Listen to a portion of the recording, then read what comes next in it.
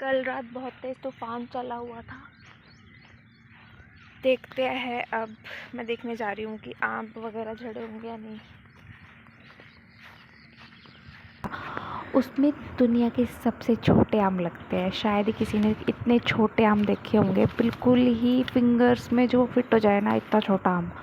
और इतना टेस्टी होता है ना वो आम, खट्टा मीठा, बिल्कुल बहुत ज़्यादा टेस्टी। तो मैं खुद को रोक नहीं पाई। सुबह सुबह मैं उठी, मैंने ब्रश किया, मुंह धोया और सीधे मैं खेत की तरफ चली गई। खेतों में रास्ता बिल्कुल कीचड़ भरा था, मतलब रास्ते में बहुत कीचड़ था।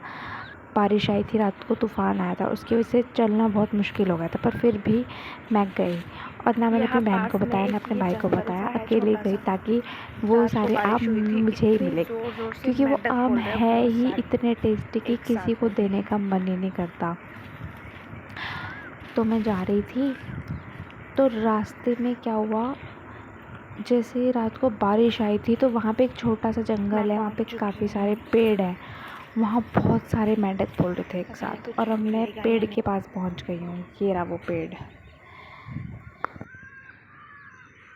ये है वो पेड़। अभी देखती हूँ, ये आम मिले हैं मुझे 3 अभी। मुझे लगता है किसी ने उठा लिए आम। पैर धंस रहे हैं।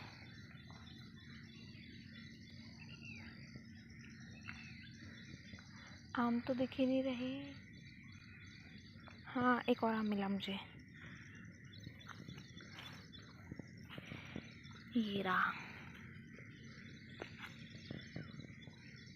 ये खाया हुआ है। एक और ना, ये किसने आती थी मैं। एक और ना, ये बड़ा है।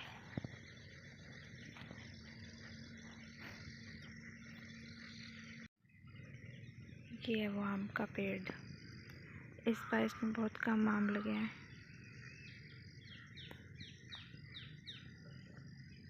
पिछले साल इस पेड़ में एक भी आम नहीं लगा था, क्योंकि ये गन्ने का खेत है। जब गन्ने की फसल कट जाती है तो फिर उसमें आग लगा देते हैं, तो वो आग इस पेड़ में भी लग गई थी और फिर ये पेड़ आधा जल गया था। उस वजह से पिछले साल इसमें आम नहीं लगे, पर इस साल इसमें आम लगे हैं, पर बहुत कम। फिर मुझे बहुत कम आम मिले, पर फिर भी 4-5 आम तो मुझे मिल ही गए थे।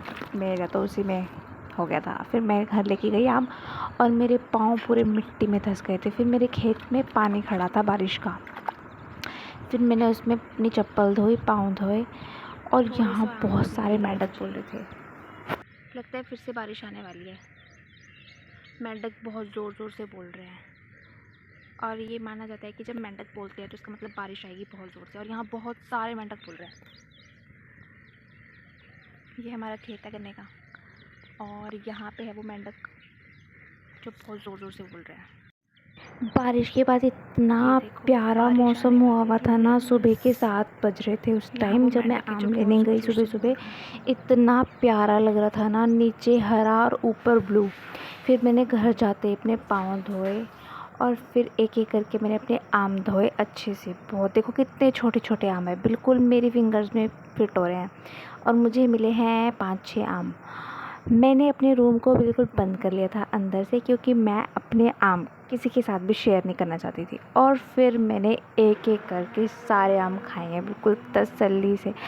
मैं बता नहीं सकती, इतना टेस्टी आम है ना ये, मार्केट में कहीं नहीं मिलेगा ये आम। ये आम सिर्फ गांव में मिलते हैं, वो भी बिल्कुल जो पेड़ लगे होते हैं ना, बिना लगाए हुए पेड़ होते हैं जो अपने आप से उग जाते हैं, ये वो पेड़ है, उन पेड़ों के आम है ये। और इतने टेस्टी होते हैं, इसमें खटास होती है हल्की हल्की। वैसे तो ये मीठे होते हैं, पर इसमें हल्की हल्की खटास होती है, और इतने टेस्टी लगते हैं ये आम। सबसे मतलब आम की इतनी सारी वैरायटीज़ हैं, बहुत सारी वैरायटीज़ है, अलग अलग वैरायटी के आम है, पर सबसे टेस्टी ये वाली वैरायटी लगती है मुझे आम की, बहुत ज़्यादा टेस्टी। मैं पिछले से पिछले साल की फ़ोटो दिखाऊंगी, उसमें हमने इसी पेड़ से पूरा एक बड़ा सा तसला होता है ना, वो पूरा भरा था हमने आम से। इतने सारे आम झड़े थे उस पेड़ से। हम रोज़ इतने आम लेके आते थे, सुबह शाम दोनों टाइम। और इस साल देखो सिर्फ इतने ही आम मिले हैं। पर ये जो आम की वैरायटी है ये हर जगह देखने को मिलेगी, रोडों पे लगी, रोड की साइड लगी रहती हैं। पर अब ये आम बहुत कम मिलेंगे क्योंकि सरकार ने सारे पेड़ काट दिए हैं। सिर्फ कुछ ही आम के पेड़ बचे हैं खेतों में। और मुझे नहीं लगता कि ज़्यादातर लोगों ने इस आम को कभी टेस्ट भी किया होगा, क्योंकि ये आम ज़्यादातर अचार डालने के लिए यूज़ होते हैं। पर किसी को ये नहीं पता कि जब ये आम पकता है तो इसका टेस्ट अलग ही लेवल का होता है, बहुत अलग। जो आम हम मार्केट से खरीद के खाते हैं ना, उसका टेस्ट बहुत अलग है, बिल्कुल नॉर्मल टेस्ट है पपीते जैसा।